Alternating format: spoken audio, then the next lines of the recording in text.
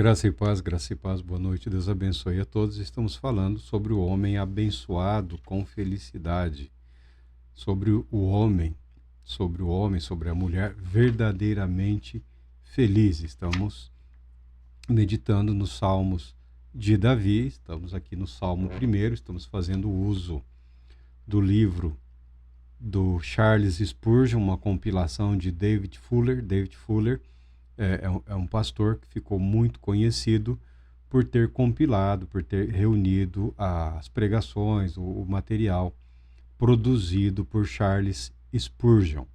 Tá? O Tesouro de Davi é o clássico. Charles Spurgeon levou 10 anos da vida dele preparando esse livro, preparando essa obra, preparando esse material. E o livro dos Salmos inicia com uma bênção: bem-aventurado, verdadeiramente feliz, ou abençoado com felicidade é o homem. E isso iniciando as reflexões, os louvores, as orações do salmista, do pastor e do rei de Israel, Davi, o homem segundo o coração de Deus, celebrado aí por todos.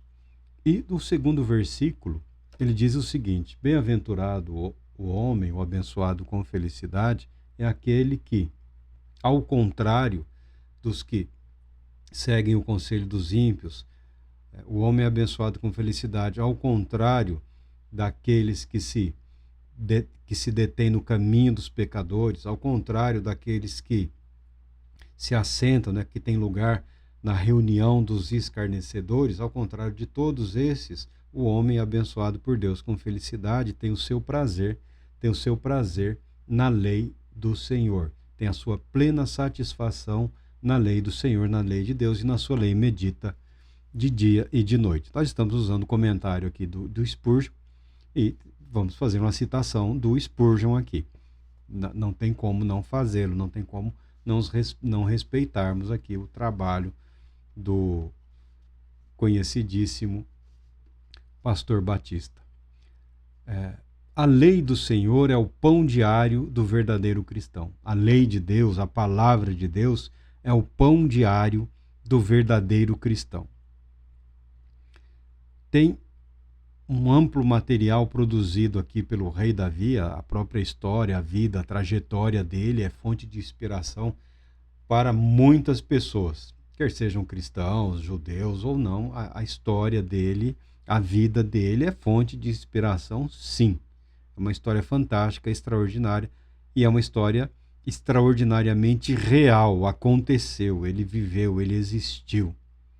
O fantástico na palavra de Deus é que ela não oculta, ela não massageia o ego de ninguém, ela não oculta os erros, os fracassos, as falhas, os defeitos, as paixões, as derrotas, não. Davi é apresentado como o homem que ele foi. Tá? E o comentarista aqui, o Spurgeon, ele fala o seguinte: a lei do Senhor é o pão diário do verdadeiro cristão. E ele acrescenta: nos dias de Davi, esse alimento, esse pão diário, estava limitado ao que nós chamamos de Pentateuco, aos 5 primeiros livros. A fonte de inspiração, de alimentação de Davi eram os 5 primeiros livros da Bíblia e os relatos dos profetas, o relato, a história dos juízes, o período de posse da terra, Josué, até os dias de Davi. Na verdade, até os dias de Saul, ou um pouco antes de Saul, Samuel, porque são contemporâneos. Davi está crescendo, Davi está se desenvolvendo espiritualmente, Davi está se fortalecendo através das dificuldades, das perseguições, ao passo que Saul está desmoronando à medida em que é levado rei e passa a buscar, aí entra numa corrida por fazer o sucessor, uma corrida por impor a sua própria vontade e não a vontade de Deus para o povo. Então, Saul e Davi são contemporâneos, até que Saul é tirado de cena e a história de Davi continua. A palavra de Deus é o pão diário do cristão. Spurgeon ele vai falar do verdadeiro cristão. Essa conversa do verdadeiro, do falso, ela é antiga. Ela é antiga. É um recurso retórico. É um recurso retórico. A palavra de Deus é o pão diário do cristão. Se é falso, é porque não é. Então, não precisamos ficar com esse jogo de insinuações. Nós não precisamos adotar a retórica que tem sido adotada através dos séculos na Igreja de Cristo Jesus. Há muitos elementos retóricos no material que nós utilizamos. Material de teologia bíblica, teologia sistemática, dicionários, comentários, porque é impossível a pessoa não colocar algo de si naquilo que ela está trabalhando, desenvolvendo, tá? Então, o trabalho de meditação, de estudo, é também uma espécie de garimpo. Precisa ter estômago, às vezes, para suportar os insultos, as ofensas, as insinuações, tal qual na vida, na academia, na biblioteca, nos livros, no material que nós precisamos buscar para termos uma visão aí equilibrada, uma visão saudável, uma visão produtiva dos ensinamentos, ou como a palavra de Deus influenciou a vida de muitos homens, de gerações através da história. Então nós temos que saber separar, saber tirar o que é a vida em Cristo e que são os preconceitos, as dificuldades, os medos, as dúvidas que cada pessoa enfrentou no momento em que viveu. Charles Spurgeon é considerado um dos grandes pregadores. Tá? A primeira mega igreja da qual se tem notícia é a igreja por ele pastoreada em Londres. Tá? 10 mil pessoas. 10 mil pessoas. 10 mil, não era pouca gente, não. Tá? Um homem muitíssimo bem sucedido, um homem que sofreu, que batalhou, que lutou, cuja vida também pode servir como fonte de inspiração, como referência para permitir-se ser usado por Deus em toda e qualquer circunstância. Na depressão, na ansiedade, na saúde, aquele negócio do casamento, né? Na alegria, na tristeza, na saúde, na doença. O viver para Deus envolve tudo isso. Esses que ficam cantando uma vida que é só na saúde, só na riqueza, só no sucesso, não existe essa vida. Tá? Essa vida não existe. A espiritualidade tem vínculo com a realidade. Nos dias de Davi, não podemos dizer que o pão que alimenta o fiel era escasso, mas estava limitado, circunscrito ao Pentateuco, e dessa fonte ele se alimentou diariamente, dessa fonte ele se alimentou continuamente, dessa fonte ele saciou a sua sede, a sua ansiedade, o seu desejo de permanecer, de ser fiel e de viver. A possibilidade do cristão alcançar isso hoje é muito mais ampla. Nós temos à nossa disposição uma mesa muito mais farta e variada do que teve o rei Davi, como fonte de alimentação espiritual, como fonte de sustentação para as nossas decisões, para o nosso viver. Nós temos tanto que deixamos de lado. Temos tanto à nossa disposição que não fazemos uso. Nós temos tantas coisas boas e incríveis na palavra de Deus que podem nos sustentar diariamente, em todas as situações e circunstâncias, que não nos valemos do que Deus disponibilizou para nós. Essa é uma crítica do senhor Charles Spurgeon. Ele diz: e contudo, nos dias de Davi, quão ínfimo era o volume de inspiração, pois eles tinham apenas os 5 primeiros livros de Moisés. Quanto mais então deveríamos nós valorizar toda a palavra escrita e o privilégio de termos essa palavra em nossas casas. Mas infelizmente, Charles Spurgeon já está dizendo lá atrás, um tempão já. Mas infelizmente muitos são os maus tratos a esse anjo do céu. Ele coloca a palavra de Deus como mensageiro de Deus. A palavra de Deus não é só a mensagem de Deus, como mensagem, é uma bela metáfora. É uma metáfora fantástica, porque a palavra de Deus ela é viva, ela é eficaz, é o que ela fala de si mesma. Toda a Escritura é inspirada. A Escritura, a palavra de Deus, não está aqui por vontade humana. Homens santos, movidos pelo Espírito Santo, não só falaram, como também foram aptos, capacitados a registrarem esses ensinamentos para o nosso benefício ou para a nossa alegria, já que estamos falando de felicidade, como diz o compositor lá atrás. Mas, infelizmente, muitos são os maus tratos a esse anjo do céu. Não somos todos bereanos estudiosos das Escrituras. Poucos entre nós podem requerer a bênção do texto. Esse é o Spurgeon, um cara que sofreu e muito com uma depressão, eu chamaria de depressão crônica, né? Uma depressão severa, lutando contra pensamentos de morte, contra... Terrível a situação da pessoa que se vê num quadro de depressão. Mas ela passa. A depressão incapacita. Não é verdade. A depressão ela pode roubar o sentimento ou a sensação, mas não a realidade da vida de bem-aventuranças. Eu não preciso sentir ou expressar necessariamente a alegria, sempre com um sorriso no rosto, para viver essa alegria, essa bem-aventurança. Um homem que sofreu de depressão crônica, falando de alegria, falando de felicidade, permitindo que a palavra de Deus, lutando. Por isso que eu falo que a graça é tudo pela graça. Não é de graça. E também não é sem dedicação. A graça é exigente. Como pode ser exigente se é graça? Então você monta um grupo de filosofia para debater aí as doutrinas cristãs. Quem sabe você, né, ou algum herdeiro consiga resolver. Mas o fato é que a graça é exigente. Você quer ser feliz, você tem que se empenhar pela felicidade.